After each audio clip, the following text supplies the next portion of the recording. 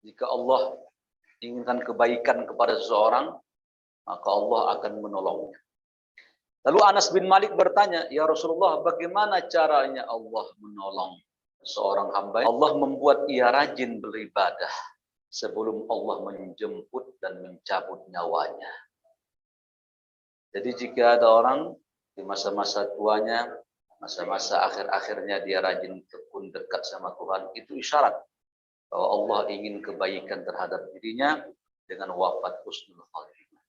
Alhamdulillah, mudah-mudahan apa yang Nabi janjikan kepada kita mendapatkannya. Nah, di sini sahih riwayat Imam Muslim. Ya. Semakin panjang usia, semakin dekat kepada Allah. Baik, hari ini kita melanjutkan etika kepada Allah, yaitu malu. Ya, salah satu etika kita kepada Allah adalah seseorang Muslim itu mempunyai rasa malu kepada Allah Subhanahu wa Ta'ala. Sebelum kita lanjutkan ke depan,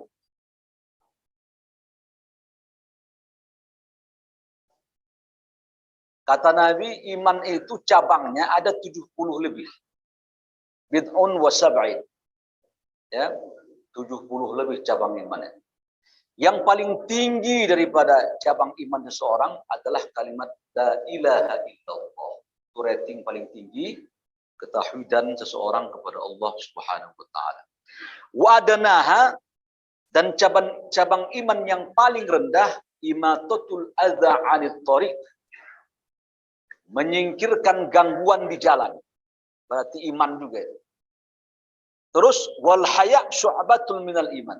Dan malu itu juga kata Nabi, rasa malu seseorang merupakan bagian manifestasi dia beriman kepada Allah Subhanahu wa Ta'ala. Hadis sahih riwayat Imam Bukhari. Hadis lain menjelaskan, kata Nabi, al-haya' wal iman, sesungguhnya rasa malu dan iman itu, kata Nabi, merupakan pasangan, perona, teman. Orang kalau beriman seharusnya punya rasa malu. Kalau dia punya malu, tanda dia ada imannya. Idealnya. Ya, jami'a. Fa idza rafa'ahuma raful akhir. Jika satu tercabut yang lainnya. Nah, kalau dia tak punya rasa malu, tercabut imannya. Kalau dia enggak beriman, biasanya kurang malu.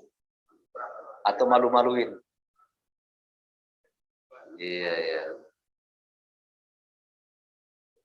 Baik, sekarang kita ingin bertanya begini, Pak, malu kayak apa sih? Nah, sekarang saya akan lanjutkan dulu ini agak error sedikit. Ya, di laptop saya belum. Baik, sambil jalan aja ya. Kita berjalan mengikuti hadis. An Abdullah bin Mas'ud radhiyallahu anhu qala. Dari Abdullah bin Mas'ud, semoga Allah meridhoinya. Beliau berkata, qala Rasulullah sallallahu alaihi wasallam. Nabi pernah bersabda, apa kata Nabi? Istahyu minallah haqqal haya. Itu minallah ya. Malulah kalian kepada Allah, kata Nabi, dengan sebenar-benar malu. Qulna, kata Ibnu Mas'ud dan para sahabatnya, ya Rasul, inna lanastahyi minallahi, ya Rasul, ya Rasulullah. Ya Rasul, kami sudah malu kepada Allah. Sudah punya rasa malu kami kepada Allah, kata Ibnu Mas'ud dan sahabatnya. Tapi malu itu apa? Apa cengengesan? Ya? Atau sifat-sifat yang malu lainnya. Walhamdulillah. Nah, lalu sahabat mengatakan, alhamdulillah, kami juga sudah diberi rasa malu. Qala, lalu Nabi berkata, laisa dzalik, bukan itu yang kumaksud, kata Nabi. Walakin al-istihya minallah haqqal haya. Sesungguhnya yang dikatakan malu yang hakiki malu itu bukan malu cengengesan, bukan malu-malu kucing, bukan ya. Hilang kucing tinggal malu. Hilang malu tinggal kucing. Akan tetapi yang dimaksud semalu-malu, malu menurut syariat gitu ya. Pertama, antahfadzur ra'sa wa ma huwa. Engkau harus memelihara ra'sa itu kepalamu dan isi batoknya. Paham maksudnya itu? Ya, maksudnya isi pikiranmu ini malu jika melenceng dari agama. Malu sama Tuhan kalau kita buruk sangka, malu kalau kita berbuat malu. Takut malu. Tuhan mengawasi. Level tinggi dari mukmin bukan takut lagi, sudah malu dia.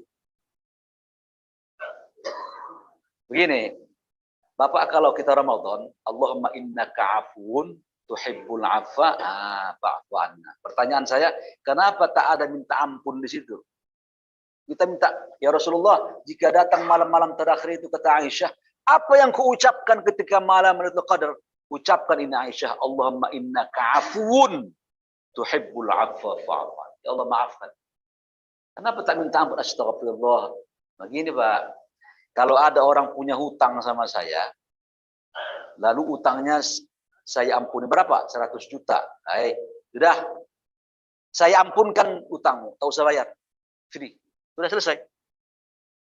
Tapi kalau memaafkan di atas itu, punya utang ya. Kenapa nggak bisa bayar? Susah hidup saya Pak, begini.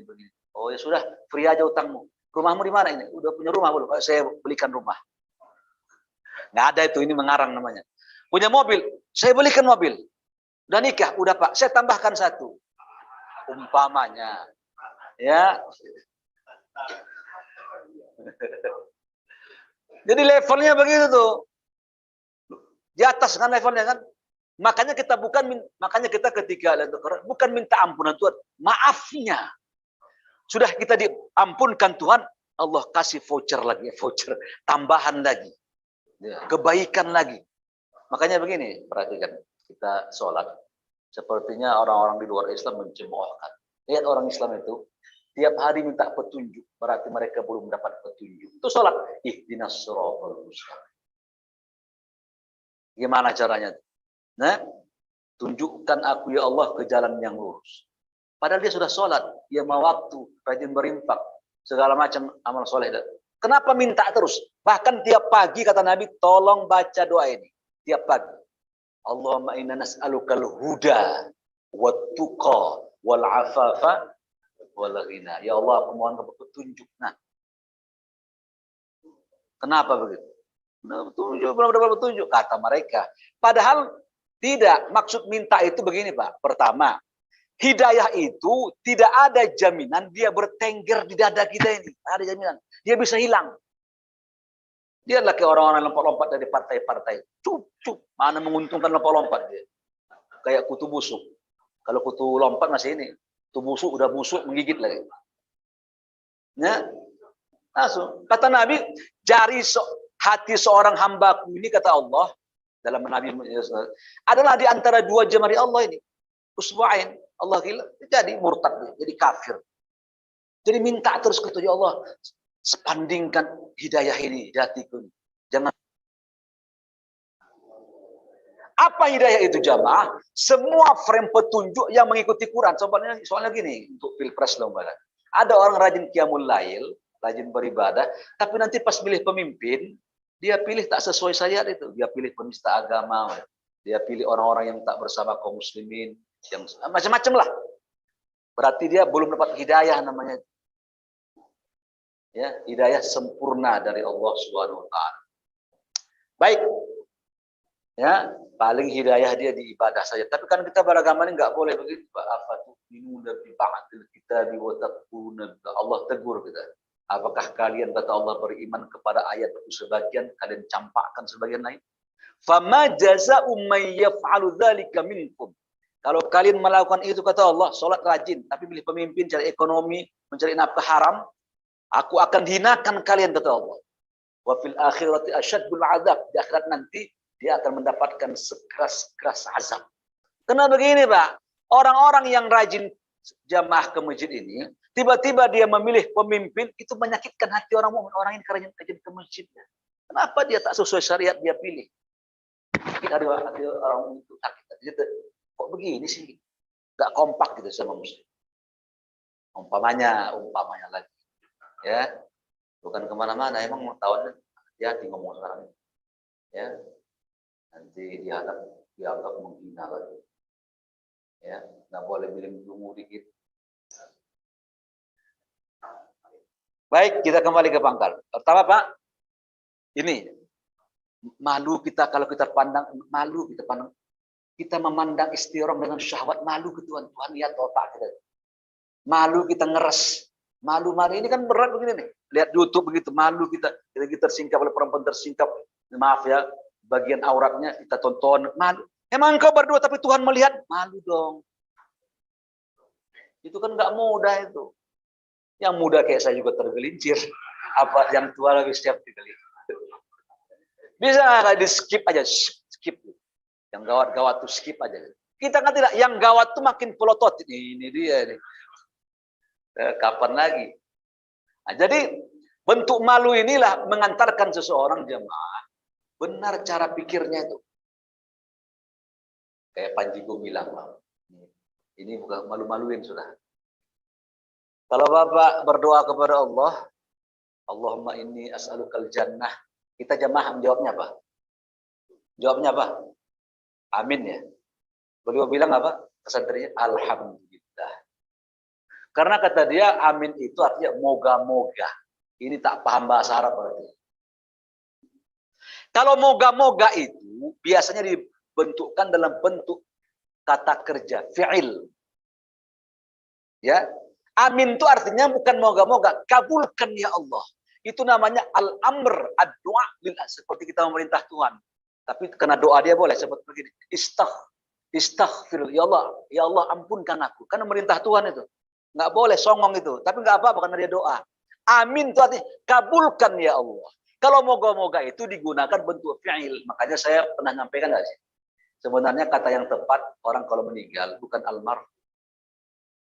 Kalau marhum itu kita sudah pastikan almarhum yang dirahmati, disayangi. Tahu dari mana kita? Yang benar tuh begini adalah yang benar rahimahullah. Semoga Allah merahmatinya. Ada kata semoga itu. Karena bentuk fiilnya itu. Orang Malaysia suka bilang Malaysia itu Melayu Allah yarham. Yarham itu bentuk fiil juga nggak apa-apa, fiil mudhari. Seharusnya ya rahimahullah Bapak Suryadi meninggal dunia rahimahullah. Seharusnya ya, tapi karena sudah terbiasa kita ya nggak jadi sesuatu yang ini ya, sesuatu yang salah banget ya, yang cuma ucapan aja. Tapi kalau kalimat isim digunakan almarhum, orang ini disayangi, dirahmati oleh Allah. Kan kita nggak tahu, kita kan cuma berdoa berharap semoga dia disayangi. Kalimatnya apa tadi? Rahimahullah. Makanya ada kalimat hafizahullah. Semoga Allah menjaganya. Ya. Jadi dari mana pengambilan amin kemudian doa pasangannya kan amin. Itu untuk salah satu dalil ya yang gampang aja. Ihdinas siratal mustaqim, ya Allah tunjuki kami jalan yang lurus. Kan doa itu. Jalan siapa? Shiratal ladzina an'amta 'alaihim ghairil maghdubi 'alaihim walad. Bukan jalan orang yang kau murkai, Yahudi, bukan juga sesat. Terus jawabannya apa? Amin, kan Nabi yang ngajari. Iya. Kata Nabi, amin, fa'aminu. Dari mana dalil dia mengambil? Sementara Nabi menyuruh, doa itu jawabannya amin. Itu namanya tidak malu. Wa man wa'a. Malu gitu ya. Malu gitu. Itu bagian iman kita. Ya, malu. Ada pejabat masuk penjara karena dulu ada kasus korupsi. Nongol lagi balehonya. Tak punya malu. Tak siapa nggak tahu, saya tak tahu siapa. Pokoknya saya lihat ada bapak ini kayaknya dulu ada kasus ini. Ya. Nah, malu. Apalagi dunia artis itu, aduh. Parah sudah. Ya. Tak bisa, kita punya beriman itu, ya. Begitu kita minimal apa namanya? Kalau kita tidak bisa malu ke Allah dah. Ya, luka itu orang masih ingat luka. Luka lama itu masih teringat orang kesalahannya. Tiba-tiba nongol kemana wajahnya. Ya. Jadi bentuk malu itu jemaah yang benar itu ya semalu-malu hakikat adalah kondisikan akalmu. Kondisikan cara pikirmu, cara pandangmu. Nggak boleh menyimpang-nyimpang. Malu sama Tuhan. Jika saya berpandangan menyimpang dalam syariat cara pikir saya. Pola pikir saya. Ya. Kalau dia umpamanya begini, Pak. Kalau seandainya dia menyimpang, itu masih rasional. Islam yes, partai Islam no. Kan begitu juragan. Jargonnya menjangkaulisme. Ya. Tapi kalau untuk maaf ya, untuk kasus Panji Gumilang ini bukan ekstrem kiri dia, bukan. Dia sudah bocor halus sudah ini. Masa dia bilang boleh tawaf di Zaitun? Ini tanah suci juga katanya. Pakai mobil juga boleh. Ada satu ini saya lihat satu video, satu tulisan. Kan banyak itu omongan dia itu. Ya, kalau orang seandainya dia menyimpang, masih rasional itu. Umpamanya, dulu saya punya teman ya dari sebuah partai yang dianggap sekuler di Indonesia, saya nggak mau sebut. Dia pernah berkata begini, dengan kajiannya begini. Ya menyimpangnya, tapi masuk akal. Haji itu bulan apa haji? Dzulhijjah. 1 bulan saja? Tidak. Karena kata Allah, al-hajju ashhurum ma'lumat. Bulan itu, haji itu pada bulan-bulan. Berarti banyak dong bulan. Bukan al-hajju syahrun ma'lumat, tapi ashhur. Maka kata para ulama, bulan haji itu ada 3. Syawal, Zulqa'dah, Zulhijjah. Nah, tapi ingat, intinya nanti adalah Arafah nanti. Nah, Syawal itu kata, kalau begitu begini kata mereka, supaya nggak menumpuk hampir 1 juta lebih atau bahkan lebih di Makkah itu sedang dibagi-bagi aja haji ini. Orang haji ya umpamanya bulan Syawal semua, Asia Tenggara, Asia Samia. Jadi kita bisa saling ini kan, silakan Pak Ci sium Hajar Aswad. Iya, saya juga. Kan begitu kita bisa toleran kan, sama-sama Melayu. Upin Ipin. Ya. Kalau kita campur, tahu orang Afrika di kayak orang berenang di gini, gebung langsung. Ya langsung tumbang semua, badannya tinggi, hitam, gede giginya, ya. Itu. Bulan Zulqa'dah hajinya orang-orang Eropa, orang Afrika segala. Timur Tengah Zulhijjah. Kita paling nggak banyak, kita sepi-sepi aja makan. Enak, nyaman, kita nggak perlu ke atas jauh, di bawah jabat. Betul nggak? Masuk akal nggak? Iya. Pertanyaannya begini, pernah nggak Nabi haji bulan Syawal? Nggak ada kan? Tapi walaupun dia sekuler, menyimpang, tapi masih logika masih jalan itu. Ada otaknya. Ya, pokoknya masih ini ada kajiannya lagi. Ya. Saya teringat dulu Hasan Hanafi, salah seorang penulis aktif, tapi sekuler, Dasaramu Habib Abu Zaid dan lain-lain. Dia mengatakan ke mahasiswa pada kami, kenapa Anda tidak seperti Gus? Kata dia. Jadi tapi dia punya proyek, Pak, At-Turas wa Tajdid, punya proyek membuat pembaharuan pemikiran, diadopsi pendapat dia oleh pemikir Indonesia, oleh Ismail segala macam. Kenapa? Saya ini tak seperti Gus Dur, kenapa? Karena Gus Dur itu, dia waktu Gus masih hidup ya, dia tahu juga ada pemikir Indonesia. Dia itu punya ormas. Jadi dia menjewantahkan pemikirannya, ada lembaganya. Saya tak punya. Cuman tulis buku, betul-betul buku, proyek dia. Ya. Tapi yang ingin saya katakan ke jemaah, sekuler-kuler mereka itu masih berpikir, masih ada secara ilmiah. Ini kan tidak, sudah menyimpang sekali. Ya. Menyimpang dari khitbah awalnya, dari pondasi. Dia mengajari ke muridnya ketika khotib Jumat, qala Nabi sallallahu alaihi wasallam fil Qur'anil Karim. Nabi bersabda dalam Quran. Kan udah menyimpang. Di mana-mana qala Allah taala fil Qur'anil Karim. Dia kan diajarinya murid santrinya itu. Dari sepanjang literatur sejarah manusia, Quran itu definisinya 4, kata para ulama.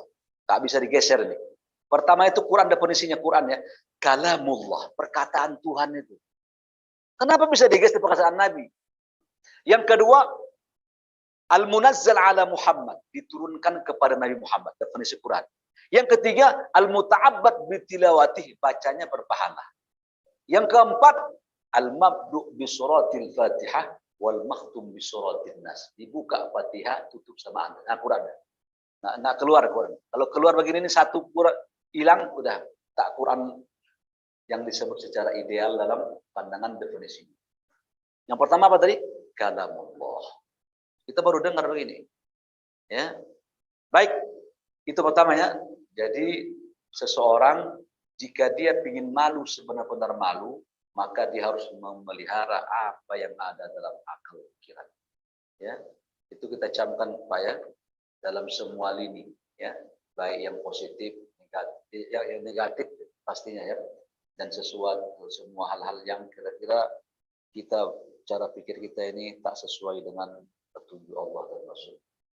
Yang kedua, wal batnu wa ma hawa. Dan malulah kalian kata Allah, kata Nabi, bentuk malu yang sebenarnya ini apa itu? Perut dan apa yang dikandungnya. Nah, betul. Ini kalimat Nabi ini puitis sekali ya. Perlu orang yang monas, monumen akal sehat harus mencernanya. Ya, ada kalimat Nabi, makanya Nabi itu apa ya, sedikit mengucapkan tapi maknanya bisa luas ya, kalimat yang beliau terangkan. Wal batn wa ma hawa, dan perut dan apa yang dikandung. Maksudnya begini, malu kalau kalian makan haram begitu. Ya, memasukkan benda ke perut ini sesuatu yang haram, nafkahnya yang haram ya. Wal batnu wa ma hawa. Jangan masuk ke perut kita ini sesuatu yang haram. Mannabata lahmuhu, barang siapa badannya kata Nabi besar, gendut, tambun, gede umpamanya. Badan ini besar kata Nabi, banyak asupan yang haram masuk, fannaru aulabi, cocok dan pantas masuk neraka. Kalau ya, kalau dia enggak ya enggak, halal aja, aman-aman aja. Ini kalau yang haram. Ya. Haram itu ada dua. Pertama haram dari sisi mendapatkannya. Yang kedua haram dari ainnya. Babi apa segala macam ya. Minuman khamar segala macam. Ada cara mendapatkannya. Ini harus bersih dua-duanya. Makanya perempuan boleh tidak mematuhi suaminya dalam 3 hal. Yang pertama, suaminya mengajaknya menyekutukan Allah Subhanahu wa ta'ala. Jangan patuhi. Ya. Betul ya? Jadi soalnya begini Ibu, memang ciri-ciri wanita soleha itu ya, salah satunya Nabi menjelaskan dia harus mendukung suaminya untuk berbuat baik. Ya, ada perempuan begitu dia masuk Islam, ikut sunnah di Pamulang itu. Tiba-tiba suaminya masih merokok, masih apa, minta cerai dia. Bu, sini Bu. Dulu engkau nikah sama dia sama-sama jahiliyah kalian. Kenapa setelah engkau dapat hidayah, engkau tinggalkan suami? Ajak dong dia. Ya, ajak dia dekat ke Tuhannya. Iya. Urus suamimu itu baik-baik. Belikan dia pakaian ibadah, suruh bangunkan, terus berjibaku. Jadi semakin susah kita beragama ini Pak, semakin gede pahalanya. Karena begini, tetangga kita itu, anak dia tuh gampang sholat, baca Quran, anakku setengah mati, membangunkan subuh. Harus berjuang kita sama cucu kita, cucu. Kalau sama anak itu menangis dia meronta-ronta, mengantuk, tundangnya pintu begitu-gitu. Ada anak gitu. Nggak ada ya? Nggak ada yang ngaku. Ada ya. Tapi kita harus bisa melihat hikmah. Kalau dia nggak bangun nak, iya mak, langsung kamar mandi. Nggak ada tantangan. Tapi kita berjuang ini. Sama anak sampai marah-marah, biji mata kita keluar. Istilahnya begitu. Gede besar pahalanya, kata Nabi, inna idzamil jaza kama idzamil bala. Sesungguhnya besarnya pahala seseorang, kata Nabi, tergantung tingkat pengorbanannya. Kita ambil hikmah aja. Nah, tadi kembali kepada suami. Salah satu ciri istri soleh itu, dia dorong suaminya, dia arahkan. Dia dukung suaminya. Dan banyak para ulama ini memang, kalau laki-laki ini begitu mati istrinya muda, kawin lagi. Kalau perempuan bisa bertahan sampai tua, ya, lebih stabil, lebih kuat ini. Imam Ahmad bin Hanbal, dia meninggal istrinya besok pagi, besoknya kawin lagi dia. Cepat sekali, tanahnya masih merah, masih basah. Kata dia, aku tak mau mati dalam keadaan muda. Ya. Tapi yang ingin saya katakan, ibu-ibu, banyak ulama besar itu. Dari ibu-ibu yang janda. Contohnya Imam Malik itu. Imam Malik itu dimandikannya anaknya, pagi-pagi dibangunkannya, kasih sabun semua segala macam, kasih baju, disuapkan makanan, dikasih tas, sisir rambut. Nah, berangkat ke Masjid Nabawi ya, serap ilmunya Rabi'atul Ra'i, salah seorang ulama besar yang duduk di Madinah sebagai guru besar. Diserap jadi ulama, Imam Malik. Imam Syafi'i sama itu. Bagaimana menjaga ini perut ya, pas ini. Imam Syafi'i dijaga ibunya menangis bayi Syafi'i ini. Begitu menangis, tetangganya dia tak ada ibunya, disusukan lah. Diam tuh bayi Syafi'i. Begitu pulang ibunya, Bu, tadi aku menyusukan bayimu. Kenapa? Nangis kencang. Ibunya tak ada, saya susukan. Sekarang udah tenang tidur. Oh, terima kasih, hatur nuhun. Kamu sudah ini. Ya, sudah Arab. Apa terjadi? Lalu berikutnya Imam Syafi'i terima kasih diucapkannya dia ke rumah, ditekannya perut Imam Syafi'i, dikeluarkannya susu. Ya sebisanya mungkin ya, supaya dia tidak mau masuk benda haram yang dia tidak tahu. Minimal syubhat lah. Dia tak mau yang tak jelas gitu. Dimuntahkannya, dipukulnya supaya keluar susu. Coba yang mana? Ya, bagaimana dia menjaga ibu janda ini menjaga anaknya supaya jadi ulama besar. Apa terjadi berikutnya? Dia pakai baju itu. Baju ini susah dia mengeluarkan hafalan. Baju yang lain biasa aja, kembali normal. Dia bertanya, Bu, kenapa pakaian ini aku pakai susah sekali aku belajar? Oh ini gampang. Kata dia teringat ibunya. Dulu ketika engkau bajumu sobek, ku jahit, tak kelihatan. Ada orang bawa lampu, sempetin jahit gitu. Ternyata mencuri cahaya. Cahaya dicuri. Orang jambu, uang dicuri. Cahaya berapa sih cahaya? Kalau ada sidang dia, nggak bisa jadi dalil cahaya tuh. Mana cahayanya? Cahaya menjadi barang bukti. Bagaimana cara barang bukti cahaya? Ya, tapi karena mencuri cahaya jadi susah otaknya tuh. Coba orang dulu tuh begitu. Ya Bu, dulu emak-emak zaman salafus soleh. Salafus soleh. Kalau suaminya itu berangkat kerja, dibawanya anak kecil, muda-muda gitu ya. Apa kata istrinya di depan pintu ketika suami mau berangkat? Istrinya berkata begini, nasbiru 'alal ju' wal 'atas. Suamiku, kami sama anak-anaknya 2 orang 3 orang sabar terhadap lapar dan haus. Wala nasbiru 'alal haram. Tapi kami tak sabar jika abang memasukkan benda haram ke rumah. Ada sensor. Maka suami setiap kali di lapangan dia begitu makan haram, teringat tiap pagi soalnya. Teringat di anak kecilnya sama istrinya itu mengkasih kepada dia betul. Nah, supaya dia mempunyai safety. Begitu caranya. Ya. Begitu caranya orang-orang dahulu itu menjaga makanan haram. Kita ini kata Nabi hadis Imam Bukhari akan timbul di akhir zaman nanti orang mencari nafkah tak penting dia al halal am haram. Halal haram tak penting, yang penting punya duit. Ya, ada pulus. Dengan pulus urusan menjadi mulus. Dengan pulus yang kasar jadi halus. Tak ada pulus manfush. Itulah jawabannya. Ya, coba. Ya, saya tak dicek gitu. Makanya tahun 60-an setahu saya. Bagaimana cara berdagangnya orang penduduk Madinah. Jadi jual kain barang atau jual korma gitu. Ini warung tetangga sebelah ini, Pak, banyak yang beli. Yang sini sepi. Setelah orang datang, dilihatnya sepi di samping, udah kayak orang sudah putus, tutupnya. Pak, udah selesai dilayaninya nih, yang datang ini layani semua. Datang yang baru, Pak, saya tak menjual lagi dagangan saya. Kalau Bapak ingin ke sebelah saja beli. Kalau kita, sini. Jangan ke sana, sini. Di sini nggak ada gitu ya. Nggak ada yang ngaku tuh. Coba bayangkan. Jadi etika dalam bisnis juga ya. Ada etika itu. Jangan pingin sendirian aja untung. Memang kita ini emang disuruh faksusil qasas. Sukalah membaca kisah-kisah umat terdahulu. Bacalah. Supaya lembut hati kita ini. Saya membaca surah Nabawi aja. Bagaimana pertemuan para sahabat ikut kepada Allah. Remuk hati kita. Apalagi kisah istri para nabi, ibu-ibu, istri para sahabat. Baca itu. Baca sejarah supaya lembut hati kita. Jadi saya tersentuhnya begini saya.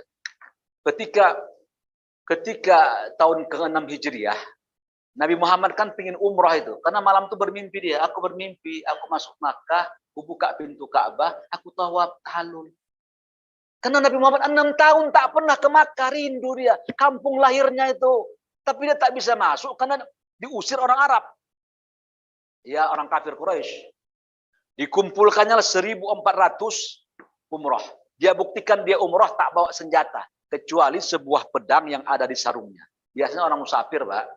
Zaman dulu itu emang bawa itu dia. Emang harus bawa jeep. Karena ada harimau. Harimau lagi. Singa biasanya ya. Serigala, hena, macam-macam. Burung pasir. Oh, atau penyamun.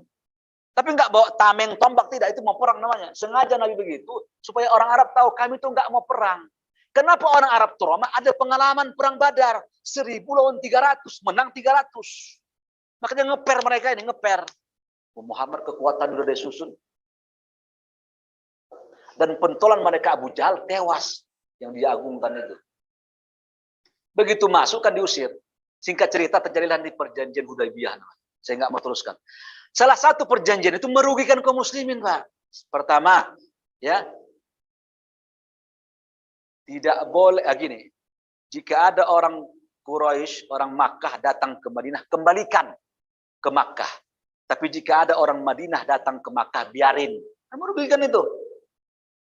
Sampai ada sahabat yang meronta-ronta dia tadi dikembalikan Nabi ke Makkah. Saya mukmin, kenapa dikembalikan? Meronta-ronta. Karena dia keluarga sana. Satu. Yang kedua, tahun ini tak boleh haji, tak boleh umroh.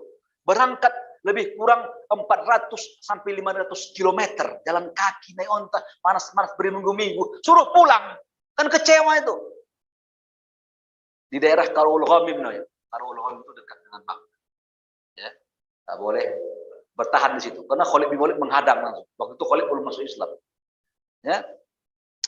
Terus berikutnya, tahun depan saja kalian haji umroh. Ya, tahun depan aja kalian haji umroh. Dan itu cuma 3 hari. 3 poe lah ya. 3 hari. 3 hari. 3 hari bisa nggak selesai haji? Ya. Nafar sani, nafar awal. Udah, tawaf dia segala macam, pulang sudah. Dia menzolimi banget. Kata Nabi, baiklah, disetujuilah perjanjian yang merugikan kaum muslimin. Begitu Nabi pulang, sudah, kata Nabi. Waktu itu, Pak, nggak usah gini. Ada yang ngejain kali. Waktu itu, Nabi sudah bawa domba ontanya itu. Udah bawa dari Madinah. Coba diwakirin.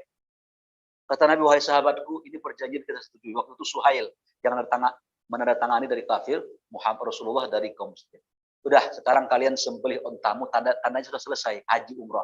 Kalau belum haji kan, selesaikan aja. Kemudian kata Nabi, tahallul. Diam semua sahabat, tak mau mengikuti Nabi. Kok Nabi menerima begitu? Ini penghinaan. Kita berani kok. Terjadilah dialog antara Umar sama Nabi. Datang Nabi, datang berdua. Karena nggak menerima mereka. Kita capek, pasukan kita banyak, kita pernah punya pengalaman perang. Kita seperti kerupuk disiram air, kecut begitu tuh. Seperti kita terhina sekali. Apa kata Umar? Ya Rasul, hak. Bukankah kita dalam kebenaran, Rasul? Iya, kita ini dalam hak ya Umar. Satu. Yang kedua, ya Rasul, apakah mati kita ini membela Allah sementara mereka itu membela tauhid, setan, kekafiran? Iya Umar, kita membela Allah. Dua. Yang ketiga, ya Rasul, apakah jika kita mati, jenazah kita dihargai oleh Allah, mati syahid masuk surga, dan mereka jenazah orang kafir masuk neraka? Iya ya Rasulullah. Kalau begitu ya Rasul, kenapa kita mengalah? Menang pun kita, mulia kita, iskariman. Mati pun kita, jenazah kita juga mulia. Kenapa mundur? Umar ini tak biasa begini, karena dulu di Makkah punya pengalaman. Ketika dia mau dia hijrah, kan dia tantang orang kafir itu di depan Ka'bah. Besok, kalau orang sembunyi-sembunyi kan hijrah, dia tidak. Besok yang namanya Umar mau hijrah ke Madinah. Barang siapa yang ingin istrinya menjadi janda dan anaknya menjadi yatim, silakan cegat Umar di jalanan. Wah, begitu mentalnya. Ada nyali begitu tuh. Ngajak berantem.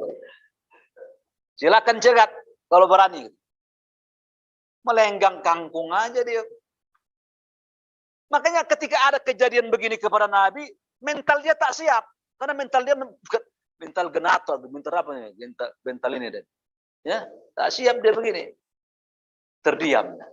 Nabi, tapi beginilah Allah menjelaskan. Umar itu membantah Nabi saat itu, coba lihat. Ya, dia tak mau, sebab tak ada ayat, cuma pikiran Nabi aja. Begitu mereka akhirnya sahabat, akhirnya melihat situasi, akhirnya mereka mulai teduh lagi, pulanglah mereka. Di tengah jalan turun ayat, Inna fatahna laka fatham mubina. Itu langsung menunjuk nanti. Sesungguhnya kami menurunkan kemenangan sebenar-benar menang. Dianggap menang gitu oleh Allah. Mendengar ayat itu, kemudian Umar Khattab malah luluh Umar itu. Karena Allah mengatakan kita walaupun kita mundur, jadi setiap yang mengalah itu belum tentu kalah. Ya, orang waras ngalah. Ya, turun ayat ini, akhirnya Umar itu minta ampun, akhirnya dia rajin sholat, di situ dijelaskan dalam surah Nabawiyah, akhirnya dia mengkodo semua kekeliruan dia ke Nabi ini, merasa malunya dia dengan amal solehnya. Ya, nah, kekalahan. Tapi yang ingin saya katakan itu jemaah ya, bahwa sesungguhnya bagaimana para sahabat itu ke syariat ini ya, kalau tak suka kita syariat ini ya, begini, kita suka sama bapak itu, tapi syariat melarang kita, kita harus membela syariat kita, baru benar iman kita itu.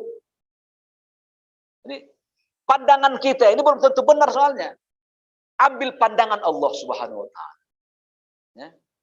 Jadi wal batnu wa ma hawa, kita kembali ke pangkal, dan perut dan isinya itu harus dikendalikan. Saya percepat sedikit ya, udah jam 6 kurang dikit. Yang ketiga, tanda malu yang benar nih ya. Ingat ya, pertama malu akal, yang kedua jangan makan haram, yang ketiga watadhkurul mautu wal bala. Ingat kematian. Orang-orang yang punya rasa malu ke Tuhan suka ingat mati dia. Tapi Bapak jangan merasa takut. Kata Nabi, kalau dia orang soleh, datanglah malaikat, keluar wahai jiwa yang tenang. Tuhan menunggumu itu, keluar. Lalu keluar ruh dia, kata Nabi, laksana ayat dari teko. Selesai, meninggal. Gampang sekali. Ya. Lalu nyawa itu dibawa, di kain kapan sama malaikat sebelah kanan, dikasih balsam kiri, diangkat ke atas. Ya, Tuhan menunggumu, ada kerajaan, ada taman yang indah.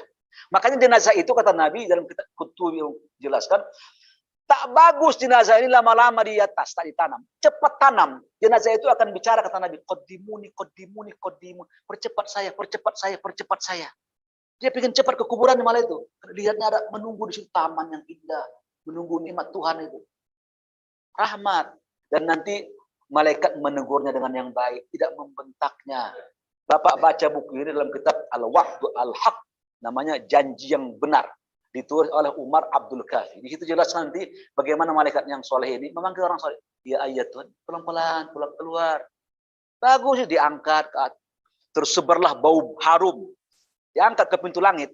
Bau siapa ini, kata para malaikat di langit-langit sana? Si Fulan, disebutkan nama dia terbaik. Biasa si Fulan ini, dia dulu pengurus masjid, dia dulu begini, rajin subuh, rajin ngaji. Disebutkan nama baik sama malaikat. Dibukalah pintu surga, pintu langit, tang, sampai ke 7.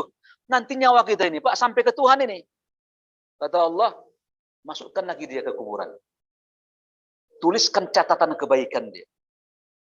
Sudah, masukkan dia ke kuburan lagi. Minha khalaqnakum wa fiha nu'idukum. Lalu dia masuk kuburan, didudukkan malaikat dia. Siapa Tuhanmu? Allah. Segala macam menjawab selesai. Setelah dia bisa jawab, apa terjadi? Dilapangkan kuburannya 70 hasta. Lapang sekali. Datanglah seseorang yang cakep, indah, menawan. Siapa engkau? Aku tak pernah lihat. Kata dia, saya jelmaan amal solehmu. Sholatmu, baca Quran, mengaji. Aku diwujudkan. Aku temani. Sampai hari kiamat. Jadi kalau sudah selamat dari kuburan, kata Utsman bin Affan. Utsman itu kalau masalah kuburan kan menangis dia. Tersenguh-senguh sampai basah jenggotnya. Karena ini pintu. Kalau di kuburan sudah aman dia kuburan, kesananya kata Umar, jauh. Kata Utsman bin Affan. Kalau kuburan dia selamat, kata Nabi, nanti ke depannya sudah selamat dia tuh. Di sini harus rapi. Nah, otomatis. Makanya di dunia itu, apa penghambat orang mati husnul khotimah? Pertama, jangan pernah menyekutukan Tuhan. Yang kedua, makan yang halal-halal saja. Yang ketiga, pola pikirmu jangan suka bertentangan dengan syariat Allah. Itu menghina, mengejek Allah itu. Menyimpangkan makna itu, mengejek Tuhan. Jangan. Terus beramal soleh. Yang kelima, lakukan amal ma'ruf nahi mungkar. Kemungkaran juga cegah sesuai kemampuan. Ini insya Allah sudah khotimah. 5 ini ya. Jangan jauh-jauh dari itu. Baik, jangan lagi. Wa man arul akhirah tarqad diyatud dunya. Lanjut ya. Orang malu berikutnya, jika siapa yang meninggalkan kesenangan dunia, barang siapa menghendaki akhirat, lihat cirinya orang yang malu nih. Barang siapa pingin akhirat, tinggalkan perhiasan dunia. Jangan bermegah-megah. Wa asul akhirat ala Allah, dan akhirat itu lebih utama daripada dunia. Wa atharul akhirah 'alal ula. Man fa'ala dzalika faqad istahya minallahi haqqal haya. Kata Nabi, barang siapa sudah memiliki tadi poin ini, sesungguhnya itulah sebenar-benar malu, kata Nabi, kepada Allah Subhanahu wa taala. Cukup sekian dapat saya sampaikan pembahasan kita hari ini. Ya, silakan Pak Haji. Waalaikumsalam.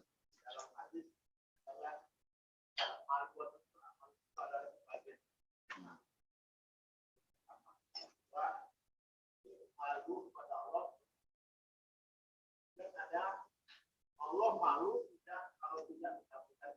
Oh. Waalaikumsalam. Innallaha yastahi. Allah itu malu.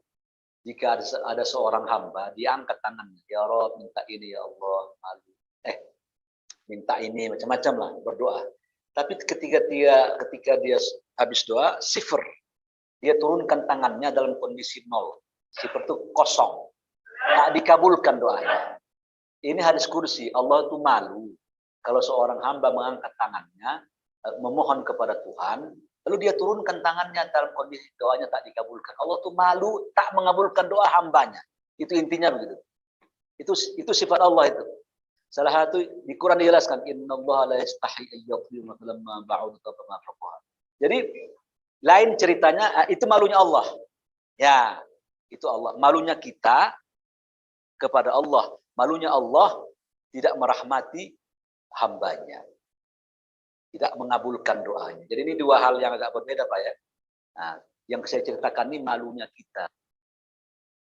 Dan tadi malunya Allah. Jadi di situ menunjukkan Pak, bahwa Allah itu, Bapak buat dosa zaman dahulu, tak pernah sholat, buat dosa. Jangan putus asa sama Tuhan. Allah, Tuhan maha baik. Iya, Tuhan kita Tuhan maha baik, mintalah ke Tuhan. Kata Nabi, man la yas'alillah yaghdab alaih. Barang siapa tak mau minta kepada aku, kata Allah, aku marah kepadanya tuh. Allah tuh marah kepada orang yang tak memohon kepada dia. Sepertinya Allah jemput bola kan, minta kepada aku, minta mohon ampun apa, minta kepada aku. Saya enggak mau. Tuhan maha baik, sampai maha baik. Ar-Rahim, Ar-Rahman, ya, Al-Razak pemberi. Ya, optimis. Makanya, kul, katakan Muhammad. Kul ibadiyalladzi asrafa ala anfus. Muhammad katakan kepada hamba yang dia buat dosa zaman dulu berlebih-lebihan, bergunung-gunung. La taqnatu, kata Allah. Yang katakan kepada mereka, jangan putus asa. Jangan putus asa karena banyaknya limpahan dosa tadi. Dari rahmatku. Innallaha yaghfiru dzunuba jami'a. Allah mengampunkan kalian semuanya. Yang penting taubat. Nah, makanya kata Nabi membuat ini ya, batasannya. Innallaha la yaqbalu taubatan ma lam yughar. Allah tidak menerima taubat seorang hamba jika sudah sampai sini nyawanya, mau mati. Begini nih, taubat diampuni semua. Ya, amin. Hanya begini, saya kasih apa dulu ya? Saya kasih dulu warningnya begini. Kalau kepada Allah ada 3 cara taubatnya. Kata Imam Nawawi. Pertama, an-nadam, nyesel. Ada nyeselnya, jangan bangga, jangan. Makanya Allah tuh marah kepada al-mujahirun yang menceritakan dosa dia zaman dulu. Saya dulu begini, saya ngambil ini. Jangan. Ibu-ibu buka aurat, rok pendek ceritakan. Jangan. Allah tutup, tutup. Dibukanya lagi, jangan. Menyesal. Yang kedua, al-azam.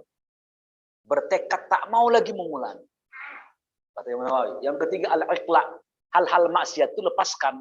Kalau dia syirik, patung-patung, baju-baju, buang semua itu. Lepaskan kerjanya haram, lepaskan semua kalau tobat. Itu kepada Allah ini, al-iqla namanya.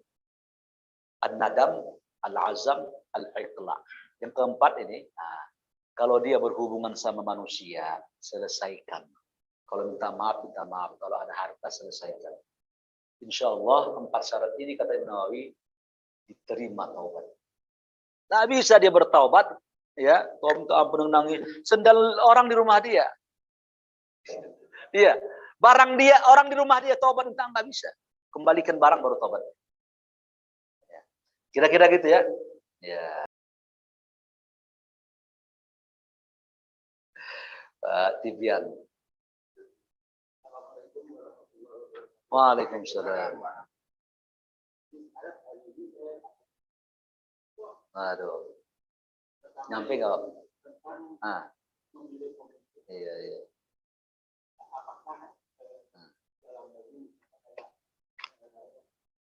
Kalau kita menyalahi ada pemimpin itu, tidak malu lagi. Jadi kalau itu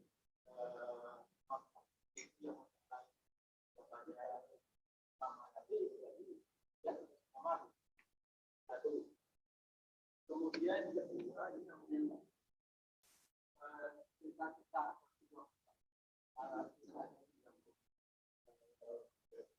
Jangan.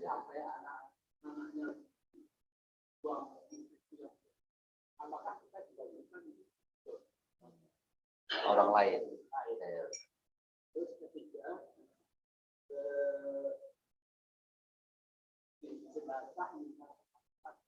Kota.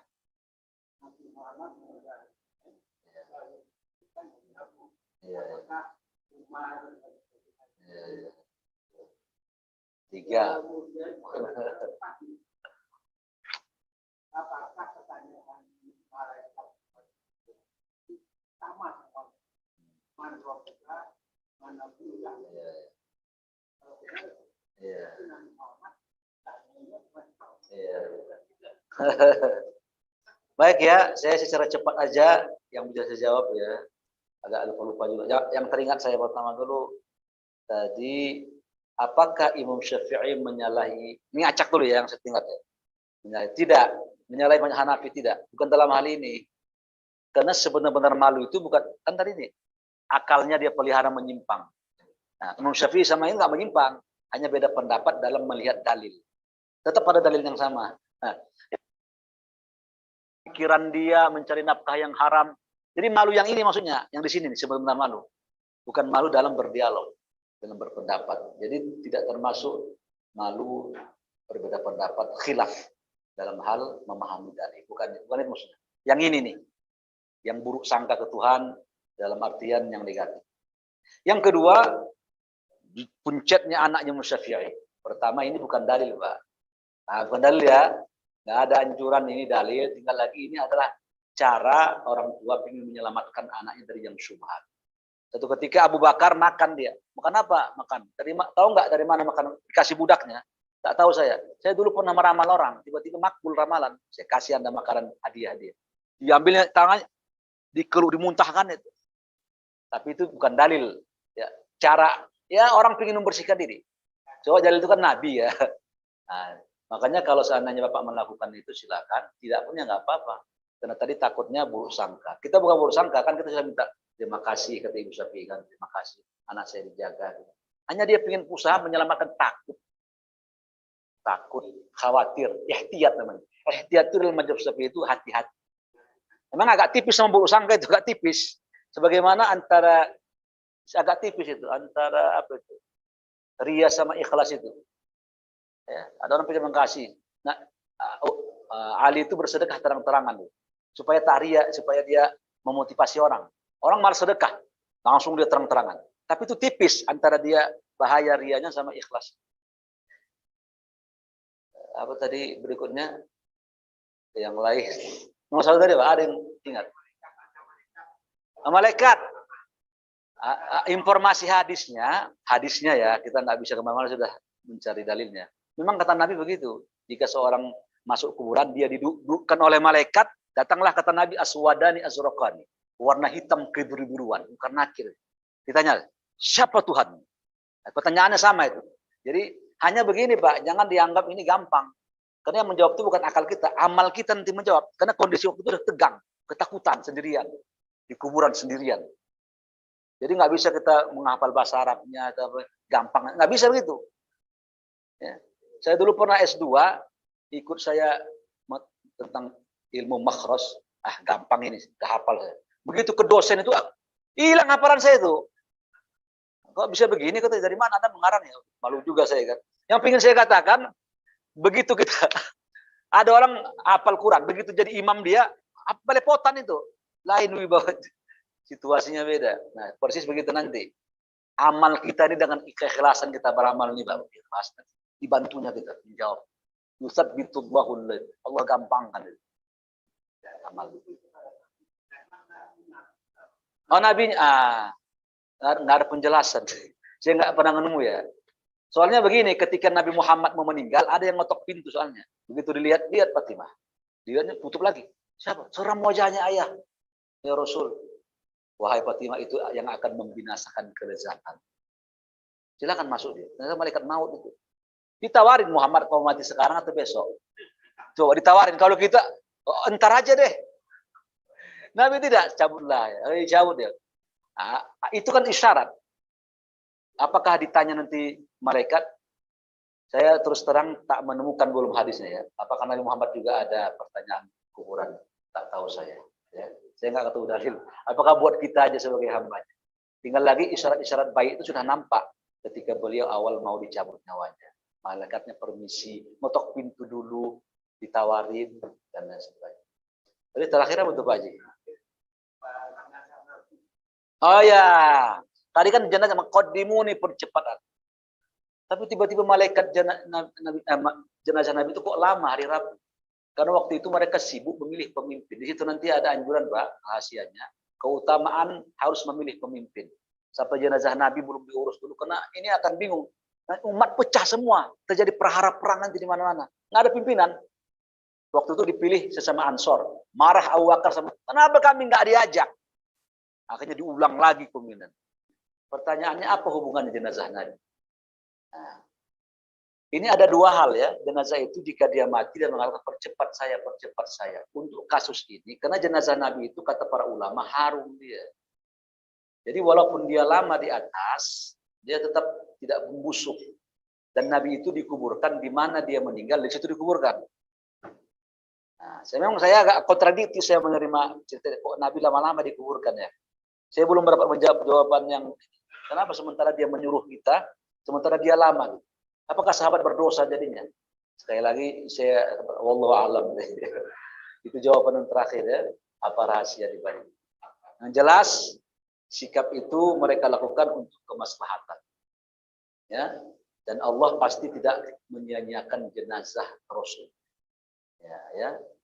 Tolong Pak, cara pikir kita dibedakan orang awam sama orang dengan Nabi. Ya. Agak beda itu. Nabi itu tahajud wajib, ini kita sunnah. Jadi ada cara beda. Sehingga kita tidak bisa nanti Nabi itu boleh nikah dengan banyak perempuan. Sampai 12 istrinya. Ada mengatakan 9. Kita tak boleh, cuma 4 bagi yang mampu. Jadi agak dibedakan dikit kasusnya. Karena Nabi Muhammad itu punya khususiat namanya. Kekhususan sendiri. Demikian dapat saya jawab. Kurang lebihnya mohon maaf. Subhanakallahumma wa bihamdika asyhadu an la ilaha illa anta astaghfiruka wa atubu ilaik. Assalamualaikum.